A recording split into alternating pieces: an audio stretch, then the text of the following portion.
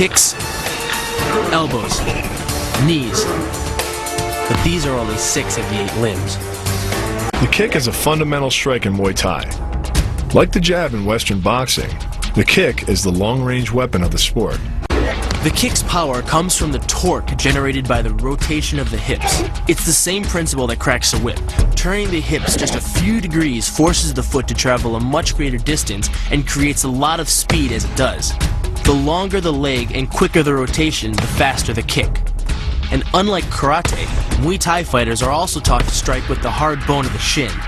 A Muay Thai kick can generate roughly the same force as a baseball bat, enough to crack a rib or a leg. That same focus and accuracy are at the core of the drill, and are the same principles that underlie the most devastating strike in Muay Thai.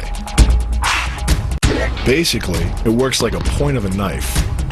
All the force is magnified by being concentrated in a small, hard area. Even if the elbow doesn't deliver a knockout, it will almost always leave a nasty cut and often end a fight. With the long-range power angle kick and the fight-stopping elbow strike, we've made a good start at building our Muay Thai arsenal. But there's still a lot to learn. But the school could teach us another move to add to our arsenal. One that works seamlessly with weapons or without. The knee strike. Getting in close neutralizes the opponent's weapon advantage. Then, in the clinch, we bring the power of the knee to bear. Unlike the kick, which relies on rotation to create power, the knee gets its power from leverage. Pulling our opponent down as we drive the knee up can deliver up to 2.5 tons of force, enough to lift a car. It's not the arms, but the legs that drive our fists. Like a piston, the explosive power of the legs is capable of generating hundreds of pounds of force, all to a very vulnerable area, the soft underside of the opponent's jaw.